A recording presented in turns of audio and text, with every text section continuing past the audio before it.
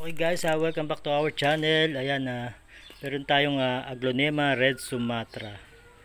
Kaya sa tinawag na Red Sumatra ay red ang kanyang mga bay ng dahon. Ayan, yung mga guhit ng dahon sa likod ay red at saka talagang maganda siya kasi nga itong mga dahon, ang kanyang mga dahon ay matigas at puro patayo ang kanyang tindig ng dahon. Hindi kagaya ng ibang aglonema na bumabaksak o lumalayla yung dahon niya, pero ito ay puro patayo kaya medyo pricey ang kanyang halaga.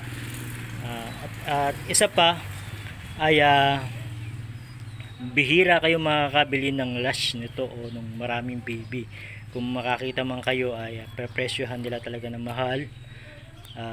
Yung maraming baby niyan, siguro kung meron siyang dalawa o tatlong anak o baby ay prepresyohan niya ng mga 900 to ganyan ang price niyan. Pero ito, ang benta ko lang nito ay 250. Kaya kung magka-baby man nito ay iniina nila agad o talagang kinukuhan iniina nila agad. At kung magbenta lang talaga sila ay single stem lang talaga. Kasi nga ay rare siya na aglonema. Yan. Kung merong ito nga ay Red Sumatra, kung merong Red Sumatra ay meron ding Black Sumatra. Pero mas nagagandahan ako dito sa Red Sumatra.